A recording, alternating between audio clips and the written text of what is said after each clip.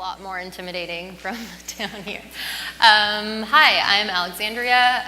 I'm originally from Nova Scotia, Canada. Hell yeah! But now, what causes that? Is it these? I'm now living in sunny Los Angeles, where I've been at Naughty Dog for 5 years, working as the UI designer, UI artist, sometimes UI implementer on Last of Us, its DLC, Uncharted 4, and Lost Legacy. So during the production of Uncharted 4, one of the lead game designers, Amelia Schatz, and I decided that we wanted to try to make our game more accessible. So it started with just a couple features that we sort of prototyped on our own in our respective departments. And then that ended up rolling into Naughty Dog's first intentional, as Bryce mentioned before, accessibility push. So that's what I'm going to talk to you guys about today, particularly with a focus on the UI UX component of it, which is the part that I did.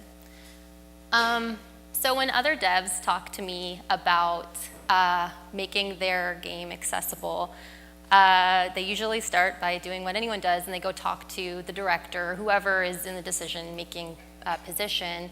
And the conversations seem to tend to go sort of similarly, where the director asks, what does that even mean? Like, what would it take to make our game accessible? And so then the dev's like, you know, there's a huge number of things that would go into making a game barrier-free. They'll probably refer to one of the many websites like Able Gamers, some that Bryce already mentioned, which have these pretty comprehensive lists and documents on what that actually entails. Next question is, how does this fit into our scope? So, production cycles tend to be pretty tight. Most people end up cutting lots of features, and how do you fit this new feature set into an already probably pretty tight scope? And so you start talking about that. Well, it depends on what you're looking to do, and it inevitably ends up being too much work, maybe next time. So what I'm going to talk to you about today is how to approach having this conversation from the perspective of UI design can kind of start some things on their own, mostly without a lot of outside support.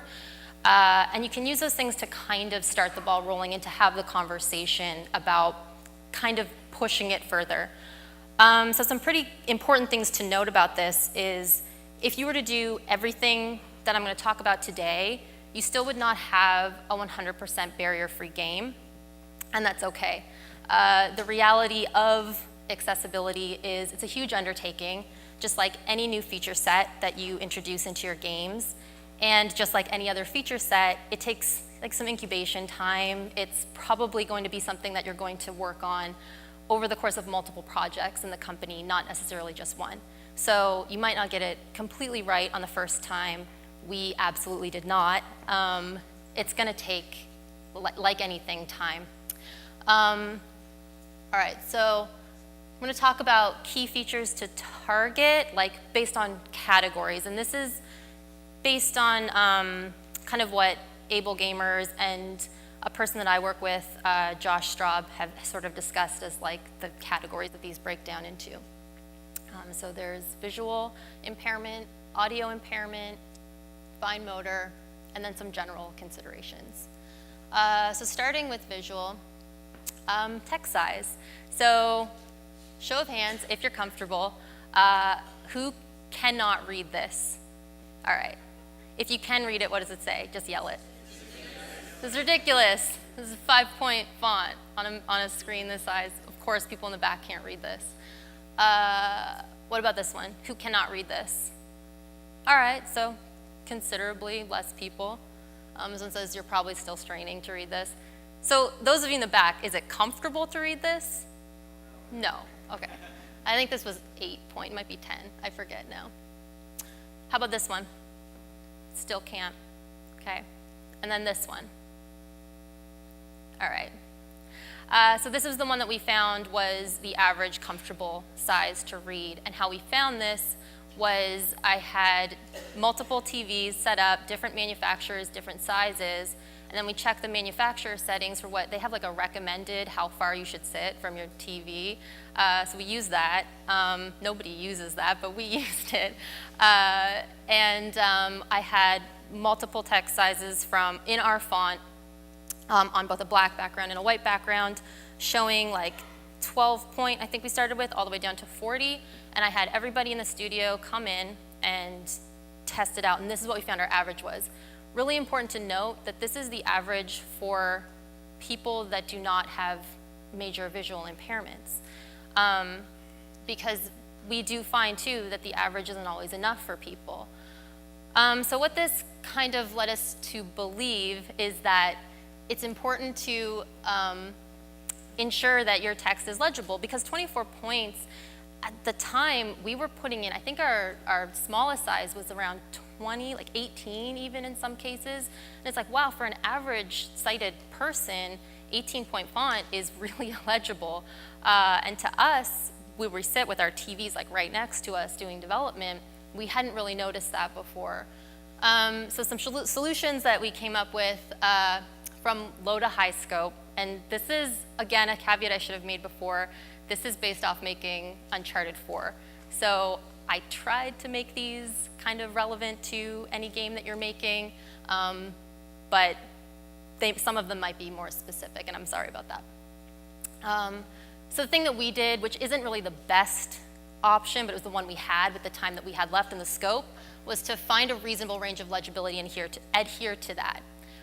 So we had nothing in the game under 24 point, but then also anything that was considered crucial text, we put in at around 30. This is really hard also to make sure stays consistent, because, you know, during production, sometimes someone's like, we need an additional thing, as everybody's already discussed prior to this, and sometimes things can slip. So this is one that you really kind of have to be on top of. One that I would really like to do for next time, and this is what I would have approached it with this time if I could go back, is point size options that the users can choose from. This way you can put in your base font size that the artist thinks looks the best, and then also provide options for people that that's not sufficient for. And then the final, there are games that do this. I believe Dishonored has this option, is fully scalable text. These become a lot higher scope because both of the middle ones become a lot higher scope because you have to make sure that works now with localization. It's kind of triple the work now for localizing your text strings and making sure like German now fits in 3 text sizes, not just 1 or 5. So the next one, already mentioned before, colorblindness. This is the Uncharted 4 multiplayer icon set for a person with normal color vision. Here it is if you were green blind. Here's red blind. And here's the less frequent, but still very real, blue blind color blindness. So what we tried to do with these is ensure that the shape language was distinct enough, but as you can see where we failed is there still creates a grouping, like the 2 on the right group with red and green blind, and then the 2 on the left group as well. So moving forward, that would be a thing that I would want to keep in mind next time, is that like I'd want to separate them enough that in these views you still see some difference in the color, and they don't group like this. So solutions for this, low to high again, is designing the elements from the very beginning with color blindness in mind. The second one, color adjustment options for users to pick. And what the colorblind community tends to agree with, for the most part right now, is the best for them, is to be able to allow them to pick colors specifically for the elements. So if you give them options to choose from, they can go through and determine what color they want every important element to be. So that would be obviously a mid to high scope implementation. And then finally, this is one that creeps into not just UI. If you were to implement filters in game that can kind of simulate what it looks like with color blindness, then your whole art team can kind of consider that. This is obviously fairly high scope because you're now asking another department to get involved. Contrast was already discussed by Bryce, which was awesome, and I'm going to sort of reiterate that with a bit of a story. During Uncharted 4, I was pretty convinced that I wanted to get rid of the backings on these HUD elements. On The Last of Us, I hated how it looked. It was like this big, bulky black circle. And when it was over like a lighter environment, I felt that it looked really bad. This is like the inherent problem with having your UI designer and your UI artist be the same person, is it was like an internal struggle, not just like two people fighting with each other. So I was like, yeah, I'm gonna do it. And I had them prototype stuff where it would like sample the background and like based off that would like turn the backing on and off. And I like had them, want to talk about scope, like I had a programmer spend way too much time on that and it didn't end up working the way I wanted to. But the importance of this, and we ended up putting them back in obviously, is you can see that once these things, with visual impairment, especially I found that the middle one actually is the worst one, the worst case, that is a pretty frequent case where you have like not just a dark background, not just a light background, but some sort of mix behind it. So for that reason, we put contrast in by adding backings back in and being aware of it whenever having contrast on all of our HUD elements. So low to high scope again, designing your UI elements to be legible on all environments. That's why, the dark backings, and maybe I'll revisit that thing that lets it sample the backing, but they probably won't let me. Or implement filters that bump contrast game-wide. So another kind of anecdote about this that goes back to what Bryce was saying about unintentional design was we have these filters, photo filter mode, and one of them happened to bump contrast, and users with visual impairments found that it made it easier for them to play the game when they used one of those filters. The unfortunate part about that is you have to beat the game in order to unlock the filters. So yeah, that's like an unintentional, could not include that in things we say about what we did with accessibility. It's something that I'll know going forward and will include in our actual game before. Motion sickness, so this is actually something that I suffer from. I can't play The Witness. I love it. Like I tried playing the first, I think I made like an hour in and it just did not work out for me. I ended up with like my head between my knees for an hour. And so there's been a lot of research on this and there's a lot more to it than just this. But again, trying to focus on UI UX solutions. It did work for me and it works for a lot of people if you check Reddit to include a reticle. So I ended up taping a reticle to my TV on like a Post-it note and then I could play The Witness. So if you include that as an option, it's like I don't think I even did a scope thing with this because it's literally just like have a little dot that the user can turn on in the center of their screen. Subtitles. This is one that most games do. But what I learned in doing the accessibility push is that there's different types of subtitles and there's some that are obviously better than others and there's things that can improve your subtitling. So here we have Elena, Sam, Sully, and Drake all having a conversation about stealing antiquities, and it's pretty hard to tell as this text is going up who's saying what. And so a better solution to this is to put the names ahead of them. So now we know that Sully is saying the first line, Sam's saying the second, but it can still be a lot to parse this, especially if you're asking the user to constantly be reading. And so the better solution, a more legible text than our legacy UI font Albertus medium, and then still having the names, changing the color between characters, so you sort of color coordinate who's saying what. And then also, again, backings for contrast, because the previous ones didn't have any sort of drop shadow or anything, so if that showed up on the wrong type of environment, it's gonna be illegible. So keeping that stuff in mind for people with hearing impairment. Oh yeah, so the scope on this one, it's kind of the same, like, I don't know, like for us anyway, to add the names versus color coordinating it and adding the outline, like that scope is pretty similar for us. I don't know about your guys' pipelines. Who has played this masterpiece, best game of all time? Yeah, anyone who hasn't, it's like the best game of all time. So this does Zelda Breath of the Wild, and they do what I feel is a really great thing. So when you encounter the Guardians, they're terrible. They have a sound, like a song that goes along with them that's really, really distinct. nothing else in the game sounds like them. They have that horrible beeping sound that's like, you're gonna die soon. And if it was just that, then somebody that had hearing impairment wouldn't be able to play this. Like they wouldn't be able to, beat this encounter. They also have that nice red beam that comes out of them that has like a little circle and a dot at the end, and you can tell when it's on you and when it's off of you based on if the circle and the dot are there. And then they also do like a slight slowdown when he's about to actually fire at you, and then you see like that blue start to come out, and that's when you're supposed to press the button to deflect, and I always mess this up. But these are things, they ensured that there was both a visual indicator and a sound indicator. And this is really important. Basically anywhere that you're noticing that there's sound indicators that are being used to give your users information, ensure that there's some sort of visual element. And as UI UX, that's something that we're able to control. This is my favorite one. So this is why I actually got into doing this. Josh Straub is a guy who reached out to me and was like, hey, I love Uncharted. It's like my favorite series. And he couldn't beat one of our Uncharteds because of a button mash sequence, which is literally, like, we have them in all of our games. And show of hands, whose favorite thing about video games is QTEs. Like, yeah, no, I did not think so.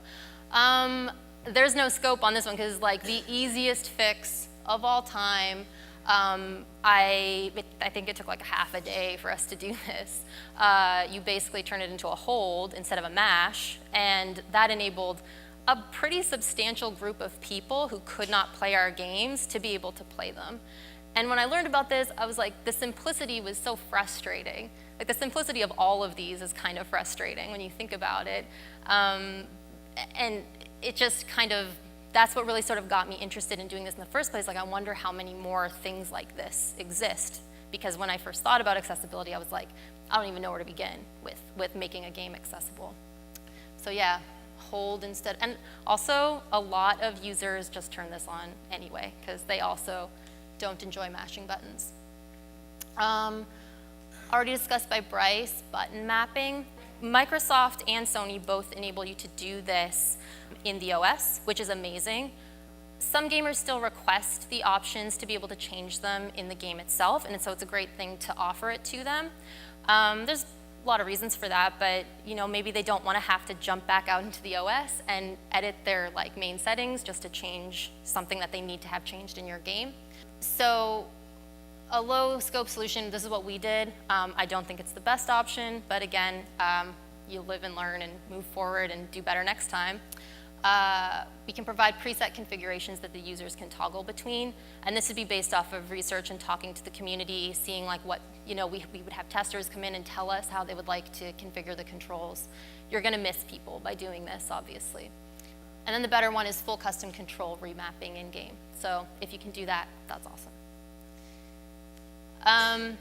General considerations. Accessibility playtests are so important. Bryce already discussed this. When I said how simplistic it was, you're probably all sitting here thinking a lot of this stuff is either common sense or things that you're probably already considering, or they seem so simple, why haven't we thought to do this before? And the truth of the matter is they're deceptively simple. When you're neck deep in production, you don't think about a lot of this stuff because we don't have to. We don't live with these disabilities every day, so we don't have to sit there and consider them all the time. When you're sitting here in this room listening to me talk about it, it's obvious, but I give you 10 months and you might forget them pretty easily. So when you have playtesters come in, you can see very obviously where they're struggling to play, where the barriers exist, basically.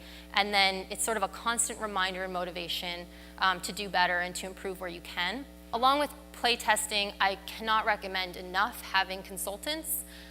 So we started with Josh Straub as our main consultant, and now we're moving on to including more consultants in that list. And Bryce has already given some good resources as who you could reach out to. I also recommend if you're with Microsoft, reach out to Microsoft, and if you're with Sony, reach out to Sony, because the platforms have their own amazing teams who will help you with this stuff.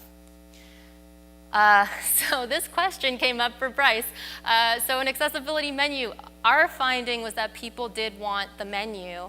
It made it easier to find, and it also sort of shows people that it was intentional and that it's there in the first place. So some people just sort of approach games assuming that they're not going to be able to find the tools that they need to play the game. And so when they see the accessibility menu, they're like, oh, they've added some features, I'm going to check those out. And so we had a lot of positive feedback from the accessibility menu. That being said, again, it's super important to talk to the community. There are people who don't want this, and it's always an ongoing discussion that we're learning from. So I do agree with Bryce that this is a very complicated discussion. And somebody asked this question too, but options available before the cutscene starts. It seems pretty shitty to me that somebody would miss the cutscene because it doesn't have subtitling either automatically turned on or the option to turn it on. So in conclusion, if you were to do any single one of these things and to do them with intention, then you are starting an accessibility push. It's something that you can really feel proud of. You might not have a barrier-free game, and that's fine. Like, as long as you do this with intention, I promise you it's one of the most rewarding things I've ever done. I'm more proud of the work that I did on Uncharted 4 accessibility than I am of anything else that I've done in my career. And also, the reason why I believe that it's important for us to do it is I strongly feel that the goal of UI and UX is to make the product usable. And when you find out that there's people who can't use our game, and it's particularly because of UI things, I do believe that's our problem to solve. So that's why I hope that you guys can take some of this information and bring it forth into your games. And that's it. So I mentioned Josh Straub. He's an amazing person to work with, and he has this resource, Dagger System, which rates games, so it might be rating some of your games on there based on how barrier-free it is. So check that out, Able Gamers. And you can tweet me. It's mostly cats and like me being mad at the political system right now in America, but like, thank you.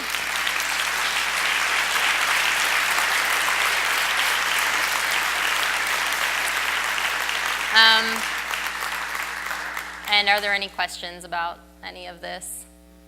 Oh, Bryce. Hey. Hi, Bryce.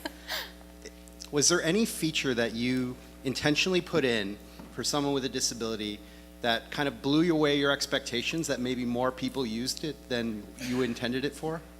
Almost all of them. So, okay, follow cam was like we call it like a Mario Kart cam. Obviously, it's not just UI. That one involved Amelia and design. But that one, like anyone, if you think about it, like using a controller is not a natural thing. We all learned that by being like little nerds that kind of figured it out as kids. But like when you hand that off to somebody who maybe has never played games, it's a huge barrier to try to navigate a controller. So follow cam, aim assist, like I already mentioned, the button mash. A lot of people turn on subtitles because they want to listen to music while they're playing games. I don't understand that, but my fiance is that way. It's so weird. So yeah, there were quite a few. And the important thing, as you've already mentioned and you already know, is it's important to approach this with what we're trying to do is aim at making this accessible for the people that can't use it, and those emergent things are amazing and awesome and just add to the experience. Cool, thanks. Yeah, hi. Would you say that the amount of motion blur should be another option under motion sickness? Absolutely. So that, like I mentioned, I tried to only cover things that I think UI, UX can handle kind of on our own, like in our own team. So there's a lot of things that I haven't covered on here. There are so many reasons why motion sickness happens. That's just one of them. But the motion blurring is one of them. And then there's like things like being able to see the player's feet, I guess. Like they've found that that had a big effect in games like, what's the one where you crawl on the walls? Mirror's Edge. That's me being Mirror's Edge. Yeah, so there's a ton of reasons. And that's one of those things where you start it by putting in like the reticle, and then you go to whoever is making these decisions and go, so I started this with this reticle in the center, let's talk about motion blur. And that makes it easier to have these conversations about like, what's the scope? How much can we accomplish? Okay, cool. Thanks.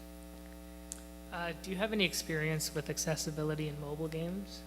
I don't, unfortunately. When I was in mobile before Naughty Dog actually, and I wasn't even considering stuff like this. I wasn't considering it on The Last of Us even. It was only when Josh came to me that I actually started like thinking about this and putting all of my energy into it, because being privileged to be a person that's living without disabilities, I never had to think about it, like most of us.